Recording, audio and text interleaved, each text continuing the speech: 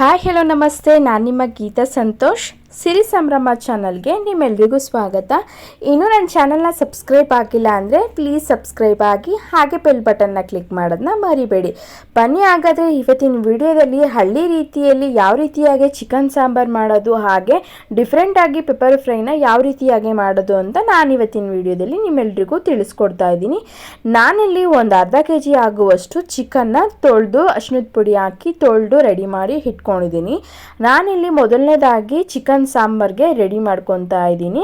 ಒಂದು ಮಿಕ್ಸಿ ಜಾರ್ನ ಇಟ್ಕೊಂಡು 2 ಆಗುವಷ್ಟು ಹಸಿಮೆಣಸಿನ್ಕಾಯಿನ ಸೇರಿಸ್ಕೊತಾ ಇದ್ದೀನಿ. ನಿಮಗೆ ಖಾರ ಎಷ್ಟು ಬೇಕೋ ಅಷ್ಟು ನೋಡಿಕೊಂಡು ಸೇರಿಸ್ಕೊಳ್ಳಿ. ನಾನಿಲ್ಲಿ 2 ಹಸಿಮೆಣಸಿನ್ಕಾಯಿ, ಹಾಗೆ 1 ಇಂಚ್ ಆಗುವಷ್ಟು ಶುಂಠಿ, ಹಾಗೆ ಒಂದು 5-6 ಪೀಸ್ ಆಗುವಷ್ಟು ಬೆಳ್ಳುಳ್ಳಿ, ಹಾಗೆ ಒಂದು 10-12 ಕಾಳು ಆಗುವಷ್ಟು ಮೆಣಸು ಇಷ್ಟನ್ನು ಸಹ ಸೇರಿಸ್ಕೊತಾ ಇದ್ದೀನಿ. ಹಾಗೆ ಸ್ವಲ್ಪ ಪುದೀನ ಸೊಪ್ಪು, ಹಾಗೆ ನೆಕ್ಸ್ಟು ಕೊತ್ತಂಬರಿ ಸೊಪ್ಪನ್ನು ಸ್ವಲ್ಪ ಸೇರಿಸಿ ಇದಿಷ್ಟನ್ನು ನಾವು ಫಸ್ಟು ರುಬ್ಬಿ ಹೆಚ್ಚಿಟ್ಕೊಳ್ಳೋಣ. ನೋಡಿ, ಈ ರೀತಿಯಾಗಿ ನಾನು ರುಬ್ಬಿ ಒಂದು ಬೌಲ್ಗೆ ಎತ್ತಿಟ್ಕೊಂಡಿದ್ದೀನಿ. ಇದಿಷ್ಟು ಒಂದು ಮಸಾಲೆ ಆದರೆ, ಹಾಗೆ ನೆಕ್ಸ್ಟು ಅದೇ ಮಿಕ್ಸಿ ಜಾರ್ಗೆ ಒಂದು ಅರ್ಧ ಹೋಳಾಗುವಷ್ಟು ತೆಂಗಿನಕಾಯಿ, ಹಾಗೆ 2 ಹಣ್ಣಾಗಿರುವಂಥ ಮೀಡಿಯಮ್ ಸೈಜ್ದು ಟೊಮೊಟೊನ ಸೇರಿಸ್ಕೊತಾ ಇದ್ದೀನಿ. ಇದಿಷ್ಟು ಸೇರಿಸಿ, ಹಾಗೆ ನೆಕ್ಸ್ಟು ಸ್ವಲ್ಪ ಫ್ಲೇವರಿಗಷ್ಟೇ ಸೋಂಪನ್ನು ಸ್ವಲ್ಪ ಸೇರಿಸಿ, ಚಕ್ಕೆ ಲವಂಗ 1 ಇಂಚ್ ಆಗುವಷ್ಟು, ಒಂದು 3 ಲವಂಗನ ಸ್ವಲ್ಪ ಸೇರಿಸಿ ಇದಿಷ್ಟನ್ನು ಸಹ ನಾವು ಚೆನ್ನಾಗಿ ನುಣ್ಣಗೆ ರುಬ್ಕೊಳ್ಳೋಣ. ಈರುಳ್ಳಿನ ನಾನು ಆ್ಯಡ್ ಮಾಡ್ಕೊತಾ ಇಲ್ಲ. ಆದಷ್ಟು ಒಂದು ಮಸಾಲೆ ಆದರೆ ಇದಿಷ್ಟು ಕಾಯಿ ಮತ್ತು ಟೊಮೊಟೊ ಇದಿಷ್ಟು ಒಂದು ಮಸಾಲೆನ ರೆಡಿ ಮಾಡಿ ಎತ್ತಿಟ್ಕೊತಾ ಇದ್ದೀನಿ. ಹಾಗೆ ನೆಕ್ಸ್ಟು ಒಂದು ಕುಕ್ಕರ್ನ ಬಿಸಿ ಆಗೋದಕ್ಕೆ ಇಟ್ಕೊಂಡು ಒಂದು 2-3 ಸ್ಪೂನ್ ಆಗುವಷ್ಟು ಆಯಿಲ್ನ ಸೇರಿಸಿ ಈರುಳ್ಳಿನ ಸೇರಿಸ್ತಾ ಇದ್ದೀನಿ. ಸ್ವಲ್ಪ ಚೆನ್ನಾಗಿ ಈರುಳ್ಳಿ ಫ್ರೈ ಆಗಿದ್ದಾದಮೇಲೆ ತೊಳೆದು ರೆಡಿ ಮಾಡಿ ಇಟ್ಕೊಂಡಿರುವಂತಹ ಚಿಕನ್ನ ಸೇರಿಸಿ ರುಚಿಗೆ ತಕ್ಕಷ್ಟು ಉಪ್ಪನ್ನ ಸೇರಿಸಿ ಇದಿಷ್ಟನ್ನು ನಾವು ಸ್ವಲ್ಪ ಲೋ ಫ್ಲೇಮಲ್ಲಿ ಇಟ್ಕೊಂಡು ಚೆನ್ನಾಗಿ ತಿರುಗಿಸ್ಕೊಳ್ಳೋಣ. ಸ್ವಲ್ಪ ಹಸಿ ಸ್ಮೆಲ್ ಹೋಗಬೇಕು, ಅಲ್ಲಿವರೆಗೂ ಸ್ವಲ್ಪ ತಿರುಗಿಸ್ಕೊಂಡಿದ್ದಾದಮೇಲೆ ರುಬ್ಬಿಟ್ಕೊಂಡಿರುವಂತಹ ಮೆಣಸಿನ್ಕಾಯಿ, ಪುದೀನ ಸೊಪ್ಪು, ಕೊತ್ತಂಬರಿ ಸೊಪ್ಪು ಮಸಾಲಾನ ಸೇರಿಸ್ತಾ ಇದ್ದೀನಿ. ಫಸ್ಟು ಈ ಮಸಾಲೆನ ಸೇರಿಸಿ ಚೆನ್ನಾಗಿ ಮಿಕ್ಸ್ ಮಾಡ್ಕೊಳ್ಳೋಣ.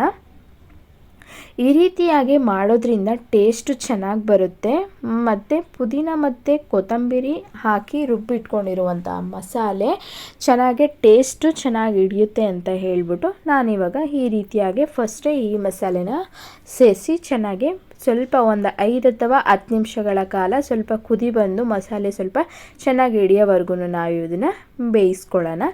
ಹಾಗೆ ನೆಕ್ಸ್ಟು ಸ್ವಲ್ಪ ಟೊಮೊಟೊ ಮತ್ತು ತೆಂಗಿನಕಾಯಿ ತುರಿನ ಸೇರಿಸಿ ರುಬ್ಬಿಟ್ಕೊಂಡಿದ್ವಲ್ಲ ಆ ಮಸಾಲೆನೂ ಸಹ ನೆಕ್ಸ್ಟು ಒಂದು 5-10 ನಿಮಿಷಗಳ ಕಾಲ ಆದಮೇಲೆ ಈ ಮಸಾಲೆನ ಸೇರಿಸಿ ಕಾಯಿ ಮತ್ತು ಟೊಮೊಟೊ ರುಬ್ಬಿಟ್ಕೊಂಡಿರುವಂತಹ ಮಸಾಲೆನ ಸೇರಿಸಿ ನೆಕ್ಸ್ಟ್ ಇದು ಅಥವಾ ಒಂದು ಕುದಿ ಬರೋವರೆಗೂ ಒಂದು 5-10 ನಿಮಿಷಗಳ ಕಾಲ ಚೆನ್ನಾಗಿ ಬೇಯಿಸ್ಕೊಳ್ಳೋಣ.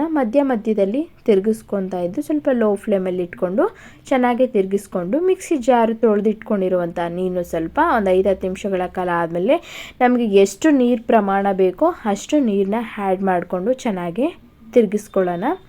ನಿಮಗೆ ಯಾವ ಹದದಲ್ಲಿ ಬೇಕೋ ಆ ಹದದಲ್ಲಿ ನೀವು ನೀರನ್ನ ಆ್ಯಡ್ ಮಾಡ್ಕೊಳ್ಳಿ. ಸ್ವಲ್ಪ ಚಿಕನ್ ಸಾಂಬಾರು ಅಂದರೆ ಸ್ವಲ್ಪ ತೆಳುವಾಗಿದ್ರೇ ಟೇಸ್ಟು ಚೆನ್ನಾಗಿ ಬರೋದು, ಅದಕ್ಕೋಸ್ಕರ ನಾನಿಲ್ಲಿ ಸ್ವಲ್ಪ ತೆಳುವಾಗೇ ಸ್ವಲ್ಪ ಮಾಡ್ಕೊತಾ ಇದ್ದೀನಿ. ಹಾಗೆ ನೆಕ್ಸ್ಟು 2 ಸ್ಪೂನ್ ಆಗುವಷ್ಟು ಧನಿಯಾ ಪುಡಿ, ಹಾಗೆ 1 ಸ್ಪೂನ್ ಆಗುವಷ್ಟು ಚಿಲ್ಲಿ ಪುಡಿನ ಸೇರಿಸ್ಕೊತಾ ಇದ್ದೀನಿ. ನಿಮಗೆ ಖಾರ ಎಷ್ಟು ಬೇಕೋ ಅಷ್ಟು ನೋಡಿಕೊಂಡು ಸೇರಿಸ್ಕೊಳ್ಳಿ. 2 ಹಸಿಮೆಣಸಿನ್ಕಾಯಿನ ರುಬ್ಬೋದಕ್ಕೆ ಹಾಕ್ಕೊಂಡಿರ್ತೀವಿ, ಅದು ಸ್ವಲ್ಪ ಖಾರ ಇರುತ್ತೆ. ಚಿಲ್ಲಿ ಪುಡಿನ ನೋಡಿ ಆ್ಯಡ್ ಮಾಡ್ಕೊಳ್ಳಿ. ನಾನಿಲ್ಲಿ ನೋಡಿ ಈ ಹದದಲ್ಲಿ ಇವಾಗೆಲ್ಲನೂ ಸಹ ಉಪ್ಪು ಖಾರ ಎಲ್ಲನೂ ನೋಡಿ ಈ ಹದದಲ್ಲಿ ರೆಡಿ ಮಾಡಿಕೊಂಡು ಕುಕ್ಕರ್ ಕ್ಯಾಪ್ನ ಕ್ಲೋಸ್ ಮಾಡ್ಕೊತಾ ಇದ್ದೀನಿ. 1 ವಿಜಿಲ್ ತೆಗೆದ್ರೆ ಸಾಕು, ಅದು ನೆಕ್ಸ್ಟ್ ಕೂಗ್ತಾ ಇರಲಿ ಅಂತ ಹೇಳಿಬಿಟ್ಟು ನೆಕ್ಸ್ಟ್ ಅದೇ ಪಕ್ಕದಲ್ಲಿ ಒಂದು ಬಾಣಲಿನ ಬಿಸಿ ಆಗೋದಕ್ಕೆ ಇಟ್ಕೊಂಡು ಪೆಪ್ಪರ್ ಫ್ರೈಗೆ ರೆಡಿ ಮಾಡ್ಕೊತಾ ಇದ್ದೀನಿ. ಒಂದು ಬಾಣಲಿನ ಬಿಸಿ ಆಗೋದಕ್ಕೆ ಇಟ್ಕೊಂಡು ಒಂದು 2-3 ಸ್ಪೂನ್ ಆಗುವಷ್ಟು ಆಯಿಲ್ನ ಸೇರಿಸ್ತಾ ಇದ್ದೀನಿ.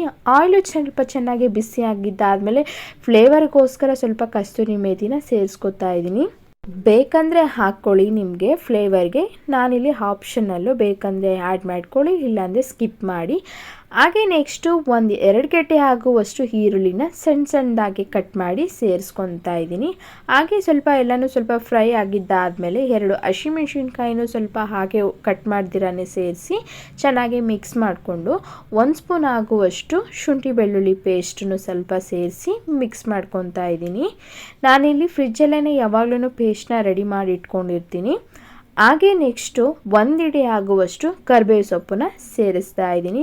ಕರಿಬೇವು ಸೊಪ್ಪನ್ನ ಸ್ವಲ್ಪ ಜಾಸ್ತಿನೇ ಹಾಕ್ಕೊಳ್ಳಿ, ಪೆಪ್ಪರ್ ಫ್ರೈಗೆ ಚೆನ್ನಾಗಿರುತ್ತೆ, ಫ್ಲೇವರ್ ಆಗಲಿ ಟೇಸ್ಟ್ ಆಗಲಿ ತುಂಬಾ ಚೆನ್ನಾಗಿರುತ್ತೆ ಅಂತ ಹೇಳಿಬಿಟ್ಟು ನಾನಿಲ್ಲಿ 1 ಹಿಡಿ ಆಗುವಷ್ಟು ಕರಿಬೇವು ಸೊಪ್ಪನ್ನು ಸ್ವಲ್ಪ ಸೇರಿಸಿ ಇದಿಷ್ಟನ್ನು ಎಲ್ಲನೂ ಹಸಿ ಸ್ಮೆಲ್ ಹೋಗೋವರೆಗೂ ಚೆನ್ನಾಗೆಲ್ಲನೂ ಮಿಕ್ಸ್ ಮಾಡ್ಕೊತಾ ಇದ್ದೀನಿ.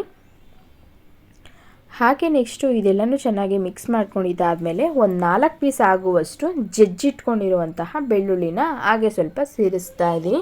ಶುಂಠಿ ಬೆಳ್ಳುಳ್ಳಿ ಹಾಕಿರ್ತೀವಿ, ಇದು ಫ್ಲೇವರಿಗೋಸ್ಕರ ಟೇಸ್ಟಿಗೆ ಚೆನ್ನಾಗಿ ಬರುತ್ತೆ ಅಂತ ಹೇಳ್ಬಿಟ್ಟು ಒಂದು 4 ಪೀಸು ಬೆಳ್ಳುಳ್ಳಿನ ಜಜ್ಜಿ ಸೇರಿಸ್ಕೊತಾ ಇದ್ದೀನಿ. ಇದಿಷ್ಟು ಆದಮೇಲೆ ತೊಳೆದಿಟ್ಕೊಂಡಿರುವಂತಹ 3/4 kg ಚಿಕನ್ನ ನಾನಿಲ್ಲಿ ಸೇರಿಸಿ ಚೆನ್ನಾಗಿ ಸ್ವಲ್ಪ ಲೋ ಫ್ಲೇಮಲ್ಲಿ ಇಟ್ಕೊಂಡು ಎಲ್ಲನೂ ಈರುಳ್ಳಿ ಅಥವಾ ಎಲ್ಲನೂ ಚಿಕನ್ ಎಲ್ಲನೂ ಚೆನ್ನಾಗಿ ಮಿಕ್ಸ್ ಆಗಬೇಕು. ಅಲ್ಲಿವರೆಗೂ ಸ್ವಲ್ಪ ಲೋ ಫ್ಲೇಮಲ್ಲಿ ಇಟ್ಕೊಂಡು ಚೆನ್ನಾಗೆಲ್ಲನೂ ಮಿಕ್ಸ್ ಆಗಿದ್ದಾದಮೇಲೆ ರುಚಿಗೆ ತಕ್ಕಷ್ಟು ಉಪ್ಪನ್ನ ಸೇರಿಸ್ಕೊಳ್ಳಿ. ನಾನಿಲ್ಲಿ 2 ಸ್ಪೂನ್ ಆಗುವಷ್ಟು 2 ಟೀ ಸ್ಪೂನ್ ಆಗುವಷ್ಟು ಉಪ್ಪನ್ನ ಸೇರಿಸಿ ಚೆನ್ನಾಗೆಲ್ಲನೂ ಮಿಕ್ಸ್ ಮಾಡ್ಕೊತಾ ಇದ್ದೀನಿ. ನಾವು ಸ್ವಲ್ಪ ಫ್ರೈ ಮಾಡ್ಕೋಬೇಕಾದ್ರೇ ಉಪ್ಪನ್ನ ಆ್ಯಡ್ ಮಾಡ್ಕೋಬೇಕು, ಆವಾಗ ಸ್ವಲ್ಪ ಉಪ್ಪು ಖಾರ ಎಲ್ಲನೂ ಚೆನ್ನಾಗೇ ಹಿಡಿಯುತ್ತೆ ಅಂತ ಹೇಳ್ಬಿಟ್ಟು ಸ್ವಲ್ಪ ಫ್ರೈ ಆಗಿದ್ದಾದಮೇಲೆ ನಾನಿವಾಗ ಇಲ್ಲಿ ಒಂದು 3 ಅಥವಾ 4 ಸ್ಪೂನ್ ಆಗುವಷ್ಟು ಪೆಪ್ಪರ್ ಪುಡಿನ ಸೇರಿಸ್ತಾ ಇದ್ದೀನಿ, ಅಂದರೆ ಮೆಣಸುಕಾಳು ಪುಡಿನ ಸೇರಿಸ್ತಾ ಇದ್ದೀನಿ. ಟೇಸ್ಟ್ ಅಂತೂ ತುಂಬಾ ಚೆನ್ನಾಗಿದೆ ಅಂತಲೇ ಹೇಳ್ಬೋದು. ಆಗಲೇ ಪೆಪ್ಪರ್ ಪುಡಿ ಹಾಕ್ತಿದ್ದಾಗೇ ಘಮ ಚೆನ್ನಾಗಿ ಬರ್ತಿದೆ. ಸ್ವಲ್ಪ ಡ್ರೈ ಆಗಬೇಕು, ಅದು ಸ್ವಲ್ಪ ನೀರು ಬಿಟ್ಕೊತಾ ಇದೆ ಅಂತ ಅನ್ಬೇಕಾದ್ರೇ ನಾವು ಒಂದು 3 ಸ್ಪೂನ್ ಆಗುವಷ್ಟು ಪೆಪ್ಪರ್ ಪುಡಿನ ಸೇರಿಸಿ ಚೆನ್ನಾಗಿ ಎಲ್ಲನೂ ಮಿಕ್ಸ್ ಮಾಡ್ಕೊಳ್ಳೋಣ. ಮೊದಲನೇದಾಗಿ ನೀರನ್ನ ಹಾಕೋದಕ್ಕೆ ಹೋಗಬೇಡಿ, ಇದಿಷ್ಟು ಸ್ವಲ್ಪ ಚೆನ್ನಾಗಿ ಒಂದು 10 ನಿಮಿಷಗಳ ಕಾಲ ಹಾಗೆಯೇ ಸ್ವಲ್ಪ ಚೆನ್ನಾಗಿ ಬೇಯಬೇಕು. ಪೆಪ್ಪರ್ ಪುಡಿ ಚಿಕನ್ಗೆ ಮಿಶ್ರಣ ಆಗಬೇಕು. ಅಲ್ಲಿವರೆಗೂ ಸ್ವಲ್ಪ ಚೆನ್ನಾಗಿ ಎಲ್ಲನೂ ಮಿಕ್ಸ್ ಮಾಡ್ಕೊಂಡಿದ್ದ ಆದಮೇಲೆ ಒಂದು ಬೇಯೋದಕ್ಕೆ ನೀರನ್ನ ಆ್ಯಡ್ ಮಾಡ್ಕೊಳ್ಳೋಣ. 1 ಗ್ಲಾಸ್ ಆಗುವಷ್ಟು ನೀರನ್ನ ಆ್ಯಡ್ ಮಾಡ್ಕೊಳ್ಳೋಣ. ನಾವು ಹಾಗೆ ಪೆಪ್ಪರ್ ಪುಡಿ ಮಾತ್ರ ಹಾಕಿ ನೀರು ಹಾಕ್ತಿರೇ ಬೇಯಿಸ್ಕೊತೀವಿ ಅಂದರೆ ಆಗಲ್ಲ. ಸ್ವಲ್ಪ ನೀರನ್ನ ಆ್ಯಡ್ ಮಾಡಿ ಬೇಯಿಸ್ಕೊಂಡ್ರೆ ಟೇಸ್ಟೂ ಚೆನ್ನಾಗಿಡುತ್ತೆ ಮತ್ತು ಮಸಾಲೆ ಎಲ್ಲನೂ ಚಿಕನ್ಗೆ ಹಿಡಿಯುತ್ತೆ ಅಂತ ಹೇಳಿಬಿಟ್ಟು ನಾನಿಲ್ಲಿ 1 ಗ್ಲಾಸ್ ಆಗುವಷ್ಟು ನೀರನ್ನ ಆ್ಯಡ್ ಮಾಡಿಕೊಂಡು ಆ ನೀರೆಲ್ಲನೂ ಚೆನ್ನಾಗಿ ಡ್ರೈ ಆಗಬೇಕು. ಅಲ್ಲಿವರೆಗೂ ನಾವು ಚೆನ್ನಾಗಿ ಬೇಯಿಸ್ಕೋಬೇಕು. ಚಿಕನ್ ಚೆನ್ನಾಗಿ ಬೆಂದಿದ್ರೆ ನಮಗೂ ಸಹ ಆರೋಗ್ಯಕ್ಕೆ ಒಳ್ಳೆಯದು, ಜೀರ್ಣಾಂಶ ಬೇಗ ಆಗುತ್ತೆ, ಇಲ್ಲಾಂದರೆ ಜೀರ್ಣ ಆಗಲ್ಲ. ಅದಕ್ಕೋಸ್ಕರ ನಾವು ನೀರನ್ನ ಹಾಕಿ ಚೆನ್ನಾಗಿ ಬೇಯಿಸ್ಕೊಂಡು ಒಂದು ಪ್ಲೇಟ್ನ ಮುಚ್ಚಿಡ್ತಾ ಇದ್ದೀನಿ. ನೋಡಿ, ನಾನಿವಾಗ ಒಂದು 5 ನಿಮಿಷಗಳ ಕಾಲ ಆದಮೇಲೆ ಪದೇ ನಾವು ತಟ್ಟೆನ ಓಪನ್ ಮಾಡಿ ಚೆನ್ನಾಗಿ ಮಧ್ಯದಲ್ಲಿ ತಿರುಗಿಸ್ಕೊತಾ ಇರಬೇಕು, ಇಲ್ಲಾಂದರೆ ತಳ ಹಿಡಿದ್ಬಿಡುತ್ತೆ. ಸ್ವಲ್ಪ ಲೋ ಫ್ಲೇಮಲ್ಲಿ ಇಡೋದಕ್ಕೆ ಹೋಗಬೇಡಿ, ಸ್ವಲ್ಪ ಹೈ ಫ್ಲೇಮಲ್ಲೇ ಇಟ್ಕೊಂಡು ಚೆನ್ನಾಗಿ ಡ್ರೈ ಮಾಡ್ಕೊಳ್ಳಿ. ಎಲ್ಲನೂ ನೀರಿನ ಅಂಶನೂ ಎಲ್ಲನೂ ಹೋಗಿ ಡ್ರೈ ಆಗಬೇಕು, ಆವಾಗಲೇ ಪೆಪ್ಪರ್ ಫ್ರೈ ಚೆನ್ನಾಗಾಗೋದು. ನೋಡಿ, ಈ ರೀತಿಯಾಗಿ ಈ ಹದದಲ್ಲಿ ಬಂದಿದೆ. ಸ್ವಲ್ಪ ಫೈನಲ್ ಆಗಿ ಇನ್ನೂ ಸ್ವಲ್ಪ ಏನು ನೀರಿನ ಅಂಶ ಇದೆ ಅದೆಲ್ಲನೂ ಸಹ ಡ್ರೈ ಆಗಬೇಕು. ಅಲ್ಲಿವರೆಗೂ ನಾವು ಚೆನ್ನಾಗಿ ಎಲ್ಲನೂ ಫ್ರೈ ಮಾಡ್ಕೊಳ್ಳೋಣ. ಟೇಸ್ಟು ಆವಾಗಲೇ ಸಹ ಚೆನ್ನಾಗಿ ಬರೋದು. ನೋಡಿ, ಈ ರೀತಿಯಾಗಿ ಸ್ವಲ್ಪ ಎಲ್ಲನೂ ಡ್ರೈ ಆಗಿದೆ. ನಮಗಿನ್ನೂ ಡ್ರೈಯಾಗೇ ಬೇಕು, ಉದ್ದುದ್ರಾಗೆ ಬೇಕು ಅಂತಂದರೆ ಸ್ವಲ್ಪ ಹೈ ಫ್ಲೇಮಲ್ಲಿ ಇಟ್ಕೊಂಡು ತಿರುಗಿಸ್ಕೊತಾ ಇದ್ದರೆ ಅದು ಡ್ರೈ ಆಗ್ತಾ ಬರುತ್ತೆ. ನೋಡಿ, ಫೈನಲ್ ಆಗಿ ಇವಾಗ ಚಿಕನ್ ಪೆಪ್ಪರ್ ಫ್ರೈ ಸೂಪರ್ ಟೇಸ್ಟಿಯಾಗಿ ರೆಡಿಯಾಗಿದೆ. ಈ ಮಳೆ ಬರ್ತಿರೋ ಅಂತು ವೆದರಿಗಂತೂ ಈ ರೀತಿಯಾಗಿ ಪೆಪ್ಪರ್ ಫ್ರೈ ಅಥವಾ ಚಿಕನ್ ಸಾಂಬಾರನ್ನ ಮಾಡಿಕೊಂಡು ಸೈಡಲ್ಲಿ ಮುದ್ದೆ ಇಟ್ಕೊಂಡು ತಿಂತಾಯಿದ್ರೆ ಒಂಥರ ಟೇಸ್ಟ್ ಸೂಪರ್ ಅಂತಲೇ ಹೇಳ್ಬೋದು. ಚಳಿಗೆ ಮನೆಯಿಂದ ಆಚೆ ಕಡೆ ಹೋಗೋದಕ್ಕೆ ಆಗಲ್ಲ. ನೋಡಿ, ನಾನಿವಾಗ ಮುದ್ದೆ ಜೊತೆಗೆ ಸರ್ವ್ ಮಾಡಿ ತೋರಿಸ್ತಾ ಇದ್ದೀನಿ. ಬನ್ನಿ, ಚಿಕನ್ ಸಾಂಬಾರು ಹಾಗೆ ಚಿಕನ್ ಪೆಪ್ಪರ್ ಫ್ರೈನ ನಾನಿವಾಗ ಇಲ್ಲಿ ನಿಮ್ಮೆಲ್ರಿಗೂ ಸರ್ವ್ ಮಾಡಿ ತೋರಿಸ್ತಾ ಇದ್ದೀನಿ. ಹಳ್ಳಿ ಶೈಲಿಯಲ್ಲಿ ಮಾಡುವಂತಹ ಸೂಪರ್ ಟೇಸ್ಟಿಯಾದ ಚಿಕನ್ ಸಾಂಬಾರು ರೆಡಿಯಾಗಿದೆ.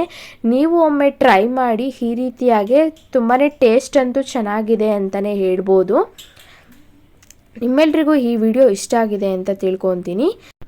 ಸೂಪರ್ ಟೇಸ್ಟಿಯಾದ ಚಿಕನ್ ಸಾಂಬಾರ್ ಹಾಗೆ ಪೆಪ್ಪರ್ ಫ್ರೈ ಡಿಫ್ರೆಂಟಾಗಿ ರೆಡಿ ಆಗಿದೆ. ಜೊತೆಗೆ ಸೌತೆಕಾಯಿ ಹಾಗೆ ಈರುಳ್ಳಿನ ಇಟ್ಕೊಂಡ್ರೆ ಸೂಪರ್ ಟೇಸ್ಟ್ ಅಂತಲೇ ಹೇಳ್ಬೋದು. ಚಳಿಗೂ ಅದಕ್ಕೂ ತುಂಬಾ ಟೇಸ್ಟಿಯಾಗಿ ಈ ರೀತಿಯಾಗಿ ಮುದ್ದೆ ಸಾಂಬಾರನ್ನ ಮಾಡಿಕೊಂಡು ನೀವು ಒಮ್ಮೆ ತಿನ್ನೋಡಿ. ಈ ವಿಡಿಯೋ ನಿಮ್ಮೆಲ್ರಿಗೂ ಇಷ್ಟ ಆಗಿದೆ ಅಂತ ತಿಳ್ಕೊತೀನಿ. ಇನ್ನೂ ನನ್ನ ಚಾನಲ್ನ ಸಬ್ಸ್ಕ್ರೈಬ್ ಆಗಿಲ್ಲ ಅಂದರೆ ಪ್ಲೀಸ್ ಸಬ್ಸ್ಕ್ರೈಬ್ ಆಗಿ ಹಾಗೆ ಬೆಲ್ ಬಟನ್ನ ಕ್ಲಿಕ್ ಮಾಡೋದನ್ನ ಮರಿಬೇಡಿ. Thank you.